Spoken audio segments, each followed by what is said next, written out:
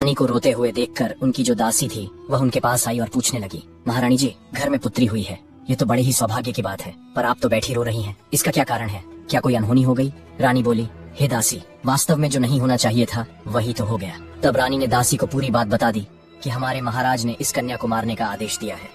अब आप ही बताइए कि मैं इस मासूम बच्ची की जान कैसे ले सकती हूँ। तब दासी ने रानी से कहा, हे रानी साहिबा, आप चिंता मत कीजिए, आप राजा से कह दीजिए कि आपने बेटी को मारवा दिया है। मैं आपकी बेटी को सबके सामने मारने के लिए ले जाऊंगी, पर मैं इसे मारूंगी नहीं, बल्कि इसे पाल लूंगी, और यदि कोई पूछेगा तो मैं कह दूंगी कि यह बच्ची मेरी भतीजी है। इससे इस बच्ची की जान भी बच जाएगी और राजा की नजरों से दूर भी हो जाएगी। इसके पालन पोषण को लेकर आप निश्चिंत रहो, मैं इसे अपनी बेटी की तरह पालूंगी। यह सुनकर रानी को बड़ी खुशी हुई। वह सोचने लगी कि यह बेटी भले ही मुझे देखने को न मिले, लेकिन कम से कम वह जीवित तो रहेगी।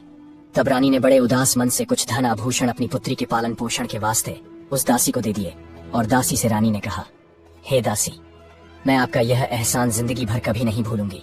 जब तुम्हारे लिए धन की जरूरत पड़ेगी तो मैं तुम्हें इससे भी अधिक दौलत दूंगी, लेकिन मेरी पुत्री का यह सच कभी खुलने मत देना।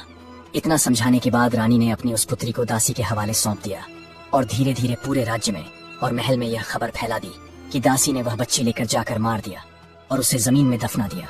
इधर क्या हुआ, उस बच्ची को ले जाने के बाद दासी ने उसे बहुत अच्छे ढंग से पालन पोषण करना शुरू कर दिया।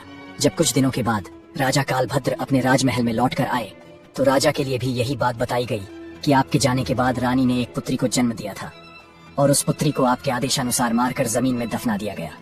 यह सुनकर राजा को बड़ी खुशी हुई। इधर दासी उस बच्ची को अपनी भतीजी बताकर पालने लगी, और जब भी रानी को उस बच्ची को देखने की इच्छा होती थी तो वह उसे लेकर राजमहल चली आती थी। उस बच्ची को देखकर रानी की ममता उमड़ने लगती। रानी चोरी छिपे उस बच्ची को प्रेम कर लिया करती। पुत्री को देखकर रानी को बड़ा सुकून मिलता था। वह जब जब चाहती दासी को धन, वस्त्र और आभूषण दे दिया करती थी। इधर रानी के आदेश के अनुसार उस दासी ने पुत्री की परवरिश में किसी प्रकार की कमी नहीं छोड़ी। ऐसे ही समय बीतता गया।